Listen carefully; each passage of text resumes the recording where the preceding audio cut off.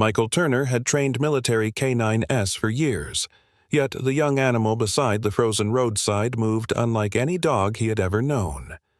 Unable to leave it alone in the bitter cold, he rescued the silent gray pup and brought it back to his isolated home. As trust slowly grew, Ash began stealing Michael's boots, howling at the coffee grinder, and bringing laughter into rooms that had been quiet for far too long. Then, a DNA test revealed a secret that would force Michael to choose between the companion he loved and the wildlife calling Ash away. Before we begin, tell us what city you're watching from in the comments, and subscribe to the channel for more heartfelt stories of courage, healing, and unforgettable bonds. Late summer rain darkened the Cascade Slope, turning the earth beneath Michael Turner into mud, roots, and broken stone. His left ankle had swollen inside his boot, and every breath pulled against bruised ribs. Michael was 39, tall and broad-shouldered, with short dark brown hair, a square weathered face, blue-gray eyes, and a close-trimmed beard. Years as a Navy SEAL and military K9 handler had trained him to separate fear from action, but pain was narrowing the forest around him. "Ground team is 52 minutes out," the dispatcher said through static. Then a branch snapped beyond the ferns. Between two pines stood a lean, gray animal, silent and watchful, its pale eyes fixed on him. Michael's breath stopped. "Ash," he whispered. 4 months earlier, the final week of February had covered the roads outside Bend, Oregon, with sleet and melting snow. Michael was driving home after inspecting equipment for a Veterans Trail maintenance program. Since leaving the military, he repaired fences and generators, volunteered with an animal rescue, and accepted nearly every job that kept him away from an empty house. People considered him dependable, polite, and difficult to know. He arrived early, remembered names, and never spoke about the military dog he had lost during his last deployment. Work gave each hour a purpose and kept certain memories quiet. As he passed an abandoned truck-way station, movement beneath the cracked concrete canopy caught his attention. A young gray animal stood near the rear wall. It resembled a 5-month-old German shepherd, but its legs looked too long, its paws unusually wide, and its narrow face carried an alertness older than its body. Wet charcoal fur faded to silver around the throat. Its amber-gray eyes did not beg. They measured Michael, the truck, the road, and the forest. Michael stopped well away from the shelter. He knew frightened animals could experience kindness as pressure when people moved too quickly. Wearing faded jeans, tan work boots, and a canvas jacket over an old AOR-2 woodland shirt, he retrieved water and soft dog food. He placed them beneath the canopy, then backed away and sat sideways with his hands visible. Sleet ticked against the roof. Michael resisted the urge to speak. Silence was sometimes the safest thing he could offer. After several minutes, the animal stepped forward. It drank in short intervals, lifting its head between swallows, then ate while keeping its body angled toward the road. It was afraid, but not helpless. When the food was gone, Michael opened the rear passenger door and spread his old AOR-2 field jacket across the seat. He did not call or whistle. The youngster stared into the cab, lifted its muzzle toward the mountains, and finally climbed inside. At the county veterinary clinic, Dr. Rachel Morgan examined the animal near closing time. Rachel was 43, tall and slender, with chestnut hair tied into a practical knot, clear green eyes, lightly freckled skin, and a calm manner shaped by 15 years of treating frightened pets and injured wildlife. Her kindness was disciplined. She never offered promises before the evidence supported them. The animal had no collar, microchip, brand, or tattoo.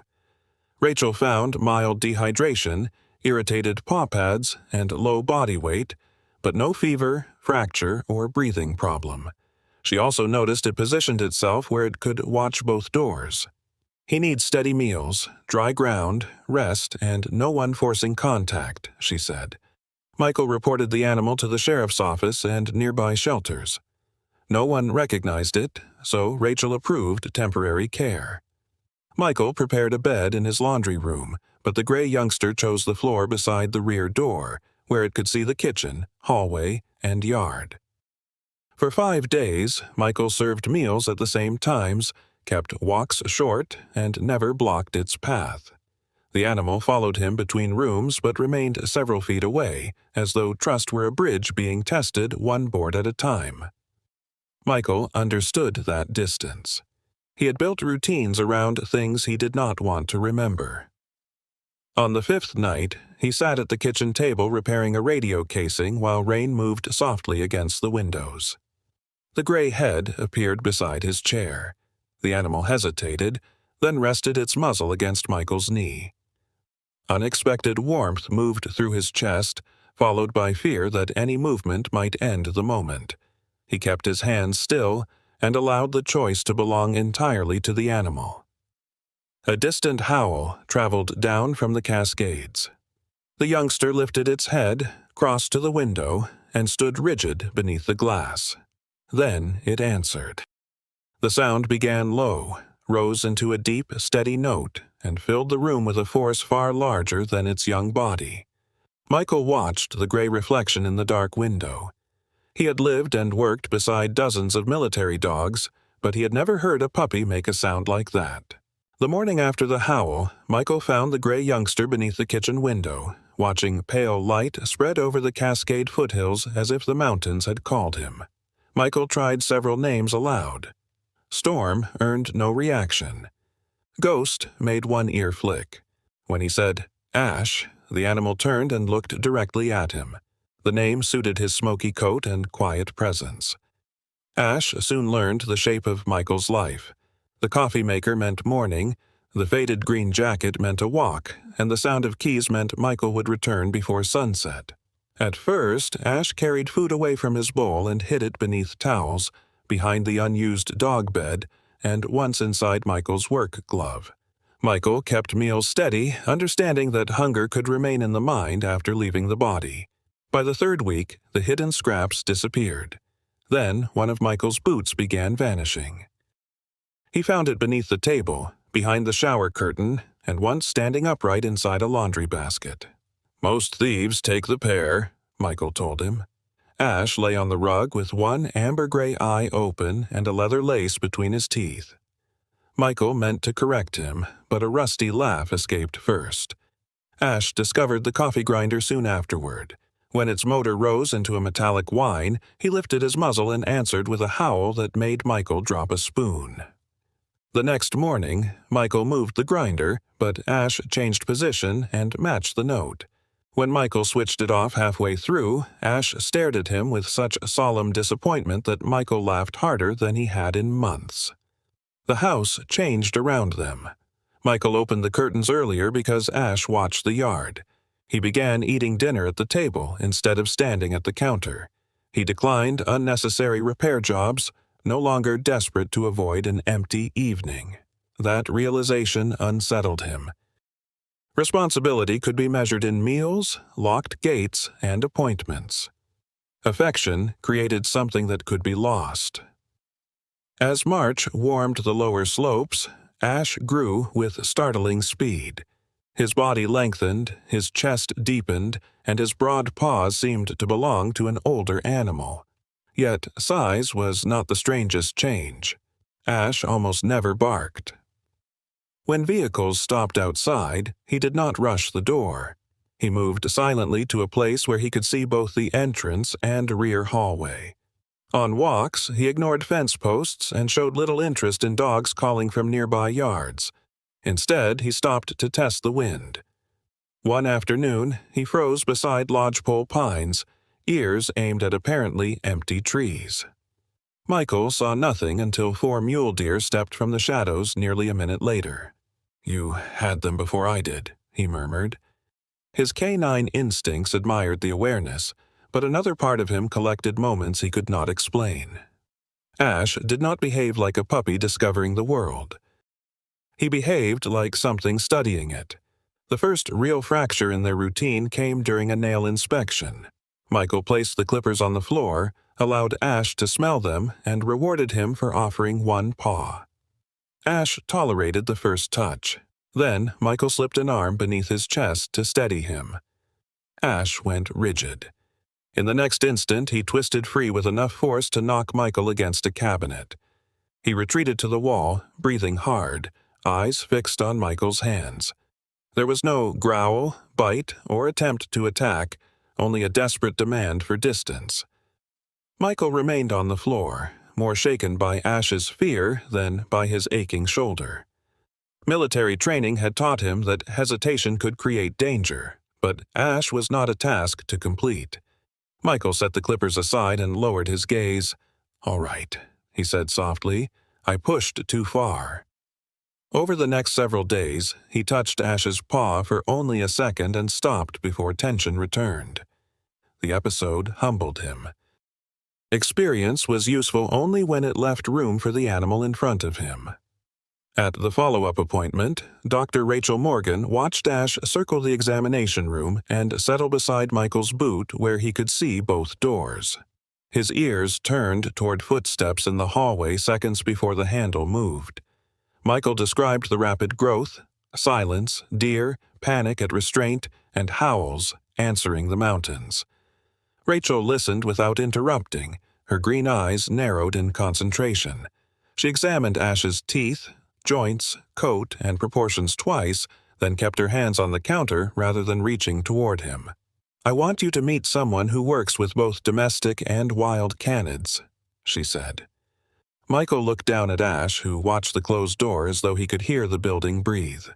"What exactly do you think he is?" Rachel held his gaze. "I'm not sure you brought home a dog."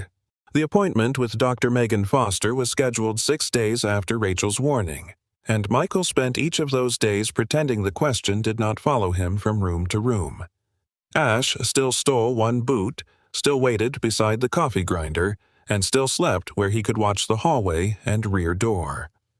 Nothing visible had changed, yet Michael now studied every movement too carefully.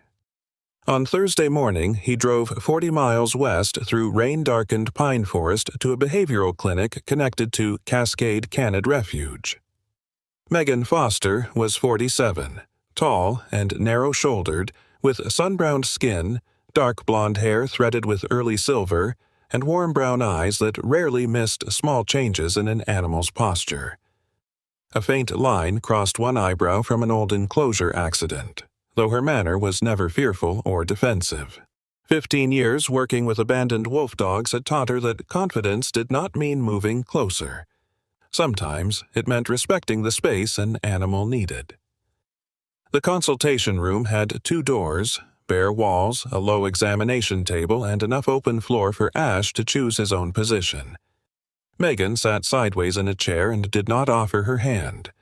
Ash entered behind Michael, tested the air near each doorway, inspected the corners, then settled beside the wall where he could observe Michael, Megan, and the hallway at once. "He maps exits before he rests," Megan said quietly. Michael folded his arms.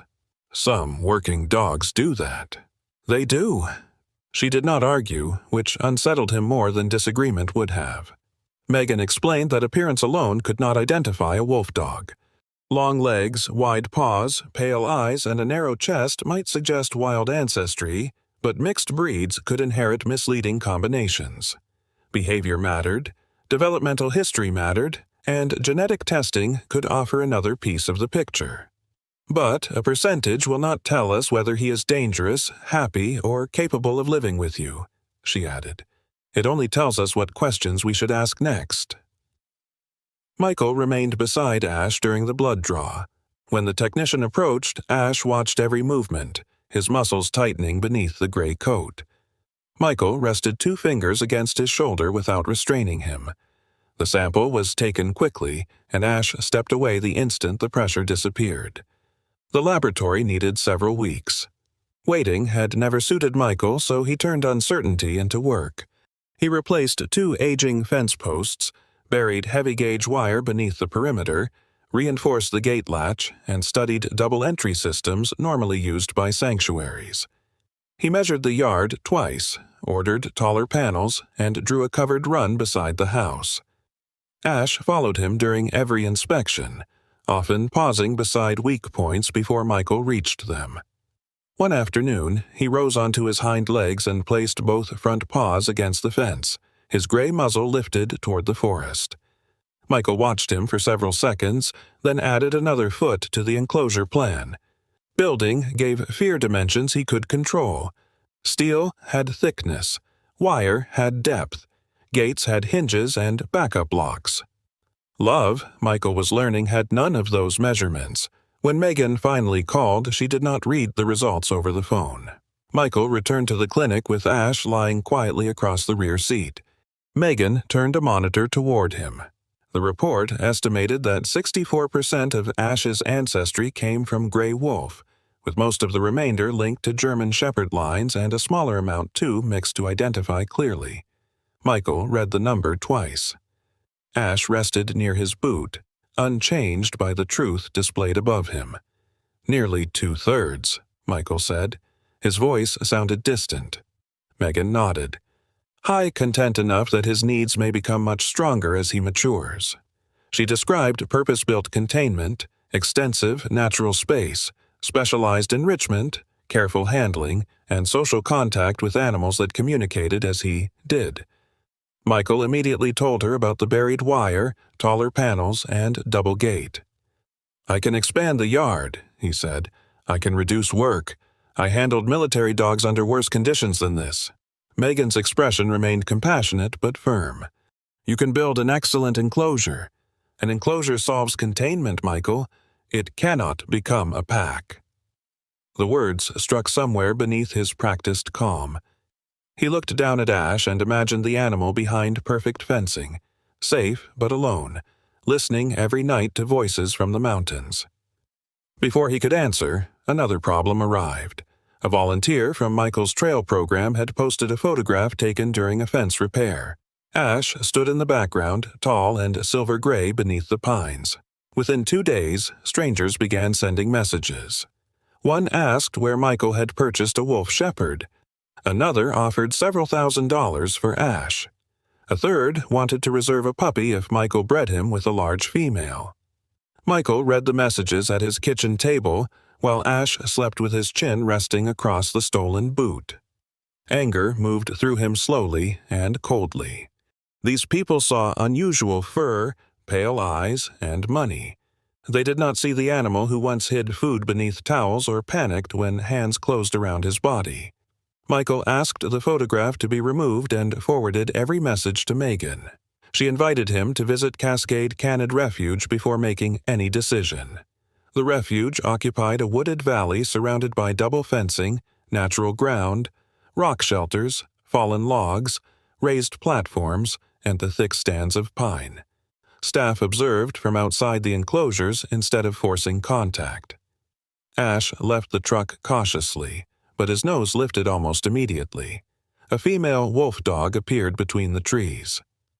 Willow was 6 years old, long-legged and lean, with cream-gray fur, a darker saddle across her back, amber eyes, and a quiet confidence earned after years of recovery from neglect. She approached the fence without staring directly at Ash. He moved closer. They touched noses through the wire, separated, then began walking side by side along opposite sides of the enclosure. Willow increased her pace. Ash followed. Within moments, the stiffness left his shoulders, his stride lengthened, and he ran beside her with an ease Michael had never seen in the yard at home. Michael stood beneath the pines, one hand resting on the fence. He understood then that he could give Ash food, safety, patience, and every piece of his heart. What he could not give him was another Ash. Michael returned to Cascade Canid Refuge 3 days after watching Ash run beside Willow, telling himself the visit was only another evaluation. The refuge staff began with short sessions through the fence, allowing Ash to learn the scents, sounds, and movement of the valley without being pushed into direct contact. Willow approached first each time, her cream-gray coat moving quietly between the pines, while 2 younger wolfdogs observed from farther uphill. Flint was a 2-year-old male with long black-gray legs, a narrow silver muzzle, and bright amber eyes that gave him a restless, curious expression. Rescued from an overwhelmed private owner, he was playful but cautious around unfamiliar humans. Juniper, an 18-month-old female, was smaller and more compact, with pale gray fur, a white chest, and one ear that leaned slightly outward. She had a gentle temperament, but followed Willow's decisions before making her own. Ash initially remained close to Michael, yet every visit drew him a little farther along the fence. He began matching Willow's pace, exchanging brief touches through the wire and answering movements too subtle for Michael to interpret. On the fourth visit, Flint dropped into a playful bow several yards away. Ash froze, then lowered his own chest and sprang sideways. The three younger animals raced along opposite sides of the barrier while Willow watched with the patient calm of an older sister. Michael laughed, but the sound caught painfully in his throat. He had seen Ash excited before, usually by the coffee grinder or a stolen boot, but this was different. At home, Ash played around Michael. Here, he seemed to play from somewhere deeper inside himself. Each evening after they returned to the timber house outside Bend, Ash ate his dinner, inspected the yard, and stood at the kitchen window facing the mountains. Michael would watch from the table, pretending to read repair invoices while Ash listened toward the west. The house had once given the frightened youngster food, shelter, and a door that did not close too quickly. Michael had believed those things made it a permanent home. Now he wondered whether rescue had become confused with possession. The thought angered him, not because he believed it was wrong, but because part of him still wanted love to earn the right to keep what it had saved. Megan never pressured him. She explained that Ash was stable and that any transition could be gradual. Michael could continue the visits, observe his development, and make the decision when he understood what adulthood might require. Yet, every controlled introduction made the answer clearer. Ash's shoulders loosened at the refuge. He moved farther from exits. He rested with his back exposed to Willow and the younger animals, something he had never done in Michael's yard. During the final trial, the staff opened an adjoining section while keeping a secure dividing gate between Ash and the established group. Ash entered without hesitation. Willow approached, turned away, and walked uphill. Ash followed. Michael stood outside the enclosure with his hands in his jacket pockets, feeling proud and abandoned at the same time. The formal transfer was arranged for the following week. On the morning of the move, low clouds covered the Cascade foothills and light rain darkened the porch boards. Michael packed Ash's familiar blanket, veterinary records, and the old boot with the damaged heel. Ash watched from the rear door, sensing the difference in Michael's movements. He did not steal the second boot or wait beside the coffee grinder. During the drive, Michael kept one hand on the steering wheel and the other resting near the console, close enough for Ash to smell, but not asking for contact. At the refuge, Megan accepted the folded blanket and looked at the boot beneath Michael's arm. "The blanket will help in the transition shelter," she said. "You should keep the evidence." Michael managed a small smile. He understood she was not protecting the sanctuary from a ruined boot. She was giving him something to carry back into the quiet house. At the double-gate corridor, Ash followed a familiar caretaker through the first entrance. Michael remained outside the fencing. When the second gate was unlocked, Ash stopped and looked back. His amber-gray eyes held no panic, only uncertainty, as if waiting for the old rhythm between them. A word, a hand signal, a command that would tell him which direction belonged to him. Michael placed his palm against the wire. Every instinct shaped by military training wanted to give structure to the moment. Stay, come, heal. Instead, he said nothing. Willow appeared among the pines, followed by Flint and Juniper. Ash glanced toward them, then back at Michael.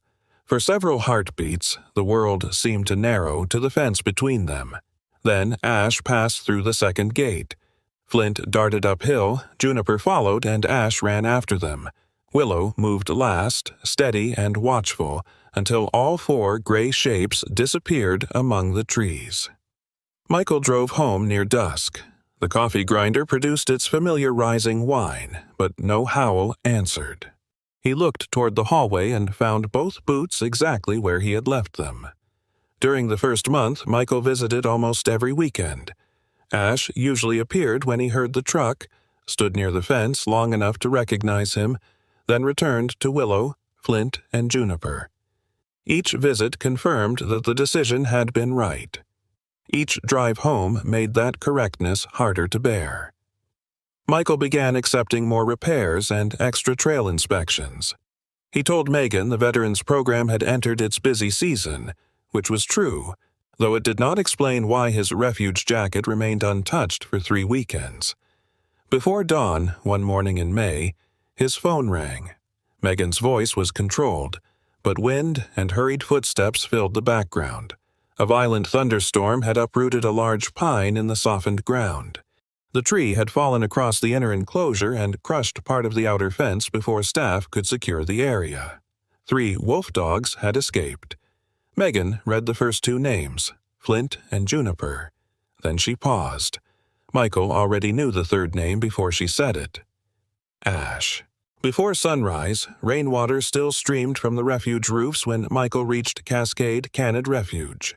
He had driven through the storm with his jaw clenched and both hands locked around the steering wheel, already imagining search lines spreading through the forest.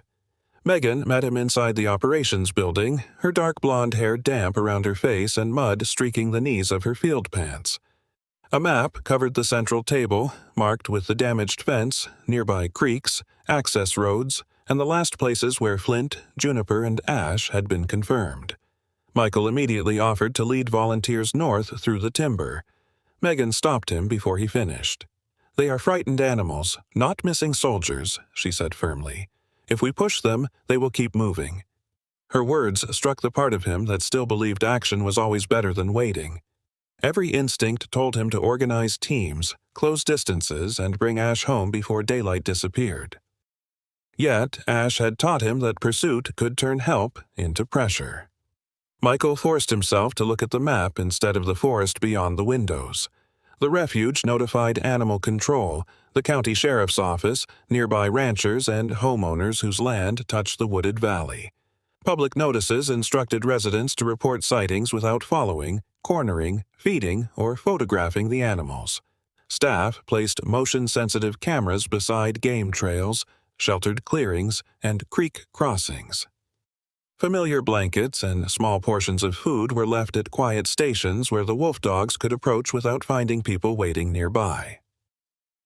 Michael carried Ash's old blanket toward the northern creek, then returned to his truck for the boot Megan had once told him to keep. The leather heel still bore Ash's teeth marks. Michael held it longer than necessary, remembering how the young animal had hidden it beneath tables and curtains as though stealing one piece of Michael could guarantee he would remain nearby. He placed the boot beneath a cedar beside the camera station, protected from direct rain but open to the wind. "You always knew where this was," he murmured. "Find it again." Flint returned the following evening. A camera captured him circling a food station shortly after midnight, and staff found him resting beneath the open side of an abandoned equipment shed at dawn. They secured the area, stepped back, and allowed him to enter a familiar transport crate without a chase. Juniper was located the next morning near a pasture several miles east. She had curled beneath a fallen log and remained there until Willow's blanket and the scent of familiar caretakers drew her closer. Both animals were tired and muddy, but uninjured. Their recovery should have brought relief. Instead, each safe return narrowed Michael's fear around the one name still missing. Ash had crossed beyond the first camera line without leaving a clear direction. 7 days after the breach, a northern camera recorded a gray animal walking beside the creek at 12:43 a.m. The image was blurred by mist, showing little more than long legs, dark shoulders, and a narrow body slipping between trees.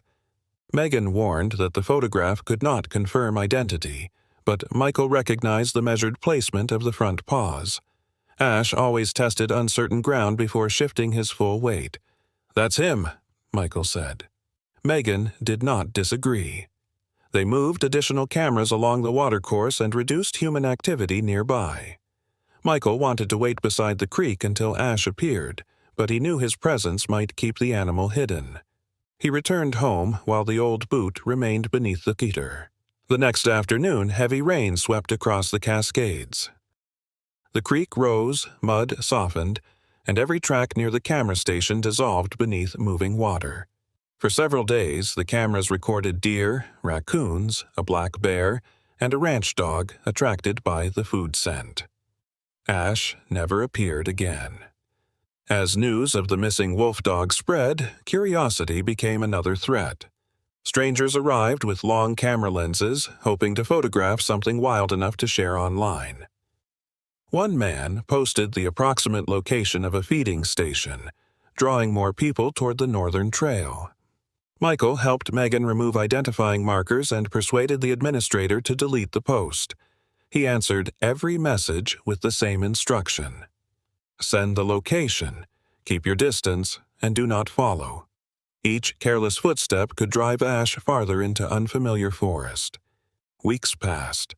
Reported sightings led to shepherd mixes, livestock guardian dogs, and once a wild wolf seen too briefly from a highway. Michael stopped reacting to every ring with hope, though his phone remained beside his bed each night. By July, public attention faded. The refuge kept the cameras active. Landowners continued watching their properties, and staff checked water routes after every storm. Michael visited the northern station alone one morning and found the damaged boot darkened by rain, but otherwise untouched. He brought it home, cleaned the mud from the leather, and placed it beside its matching boot on a shelf behind his toolbox. Seeing the pair together felt worse than seeing one missing. He began accepting additional trail assignments, telling himself the Veterans Program needed experienced inspectors during the wet season. In truth, long hours gave Grief fewer places to sit. By late August, storms had damaged a mountain trail west of Bend. Runoff had shifted a wooden bridge, weakened the slope beyond it, and possibly hollowed sections of ground beneath the path. Michael accepted the inspection without hesitation. The night before leaving, he charged his satellite communicator, checked the weather, packed water, survey tape, a compact medical kit, and an emergency ankle splint, then folded the trail map into his jacket pocket. He left shortly after sunrise, unaware that the creek below the damaged trail joined the same northern water system where the camera had once captured Ash. The forest was quiet when Michael reached the upper slope. He photographed the shifted bridge, marked 2 weakened rails, and followed the trail toward a section darkened by recent rain. The surface appeared firm. He tested it with one boot and shifted his weight forward. The ground collapsed beneath him. The ground broke beneath Michael before he could step back. He dropped with the collapsing edge, slid through wet soil and loose stones, and struck a fallen pine hard enough to empty his lungs. His left ankle twisted beneath him, while a branch scraped his forearm through his sleeve. Michael forced himself to breathe slowly. His head was clear, his hands moved normally, and the ribs felt bruised rather than broken. The ankle was worse. When he tested it, pain shot up his leg and warned him not to try again. He reached the satellite communicator clipped to his pack and sent an emergency signal with his coordinates. A dispatcher answered within minutes, explaining that the damaged trail would slow the rescue team and that they were nearly an hour away. Michael secured the ankle with the compact splint, pulled his jacket closed, and settled against the trunk. Waiting had once felt like failure. Ash had taught him that stillness could also be discipline. A dry twig snapped behind a wall of ferns. Something gray stood between 2 pines. The animal stepped into pale light, and Michael recognized the amber-gray eyes. Ash had grown leaner. Burrs clung to his coat, leaves caught around his tail, and the muscles along his ribs showed beneath the silver fur. Yet he stood evenly and carried no obvious wound. "Ash," Michael whispered. The Wolfdog did not rush toward him. He moved in a wide half-circle, testing the air and examining the slope before coming closer. Michael kept both hands visible and offered no command. Months earlier, he might have called Ash to heel, needing the familiar structure of obedience. Now he understood that the distance belonged to Ash. The animal paused beside Michael's uninjured leg, looked toward the trees, and lowered himself with his body facing outward. He was not surrendering his vigilance. He was choosing to share it. Michael spoke in the ordinary voice he had once used across the kitchen. He told Ash that the old boot still carried his teeth marks and that the new pair had proven disappointingly easy to find. He complained that the replacement coffee grinder was too quiet and had ruined the house's musical standards. Ash's ear turned toward him. Michael said the floors stayed cleaner now, but nothing ever disappeared. He described finding one last piece of hidden food beneath a towel, dry as stone and apparently saved for the end of civilization. The words asked nothing of Ash. They rebuilt the room they had once shared. Slowly, Ash shifted closer until his back rested against Michael's good leg. Warmth passed through the damp fabric and Michael closed his eyes for one breath. Then, voices rose below the slope. Metal struck rock with a hard ring. Ash sprang up and backed toward the ferns. 3 rescuers emerged through the trees. The lead medic was a broad, middle-aged man with a graying beard, weathered skin, and the calm manner of someone accustomed to injured hikers.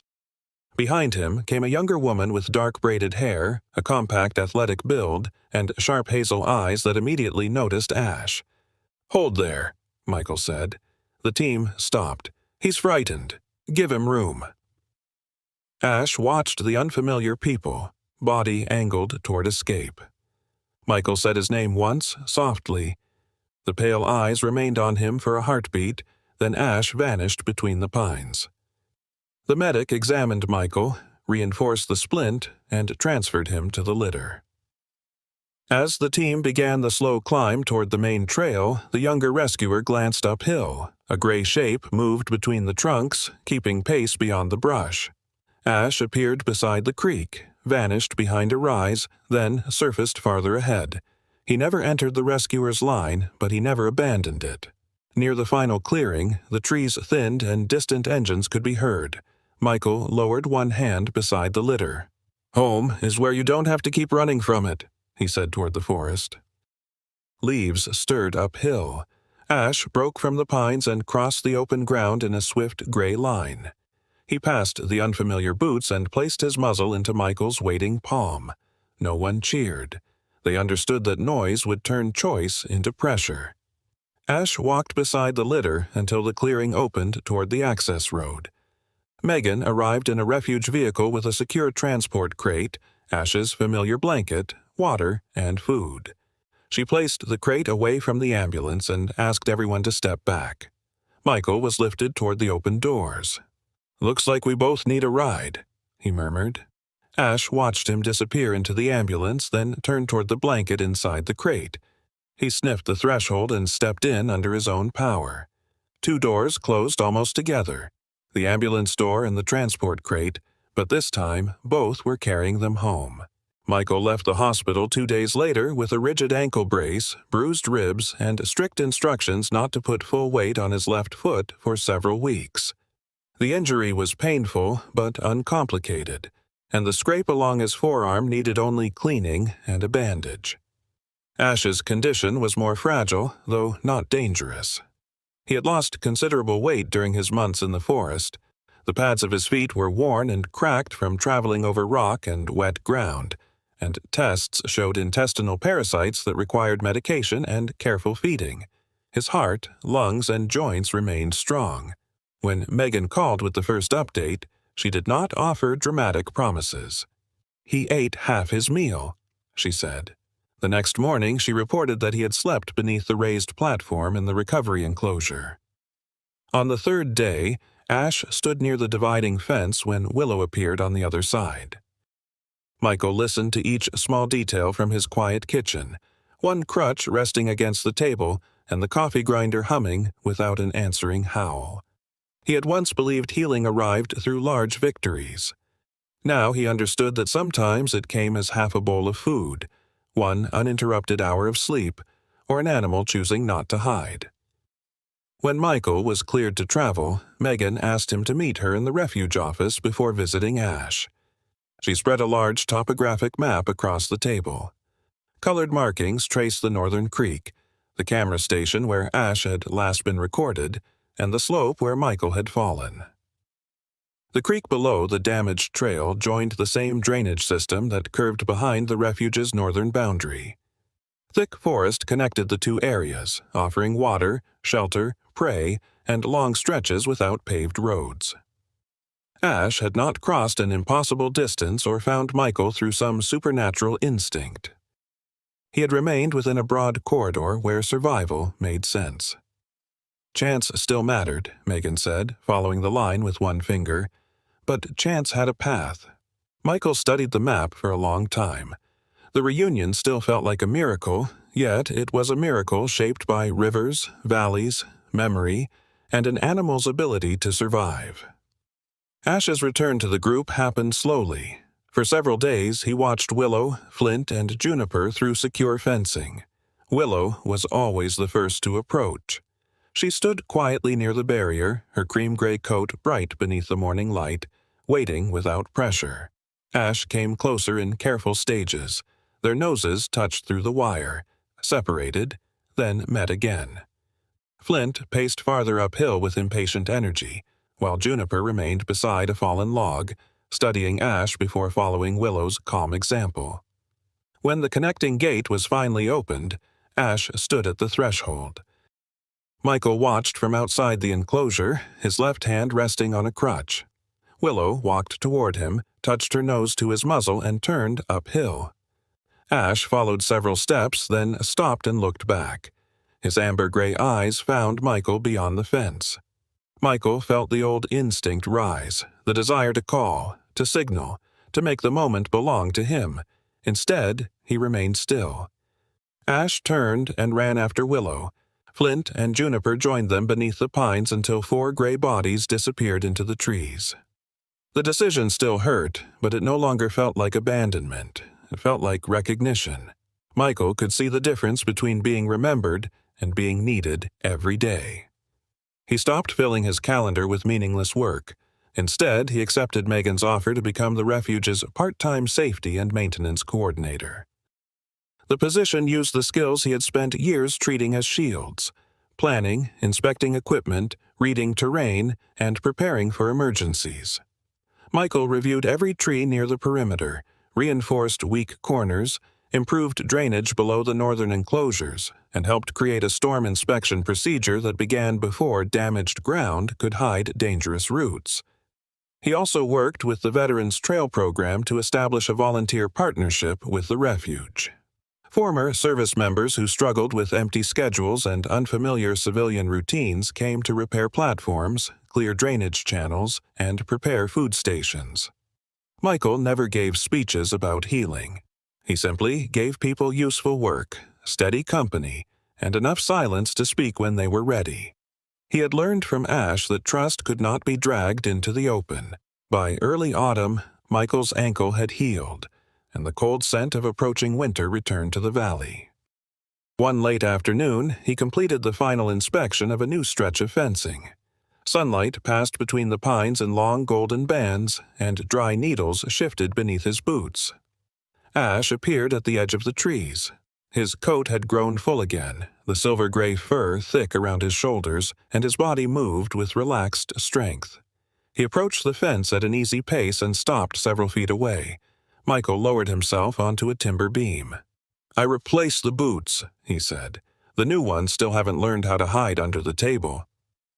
Ash's ears turned toward his voice. He stepped closer, lowered his head, and allowed Michael to rest one hand against the wire between them. They remained that way for a quiet moment, neither trying to cross the distance. Then Willow called from higher on the slope. Ash lifted his head and looked toward the trees. Michael did not call him back. Ash turned and ran toward the group. A howl rose from the upper enclosure, followed by another, then a third. Ash added his voice last, deep and steady across the valley. Michael listened until the sound moved beyond the pines. He no longer heard a farewell. He heard Ash living the life that fit him, and he understood that he had found one too. Sometimes God's miracles do not arrive as thunder, light, or answers we immediately understand. Sometimes they come as a wounded animal beside a lonely road, a second chance hidden inside loss, or the strength to release what we love into the life it was meant to live. Michael and Ash remind us that love is not always holding on.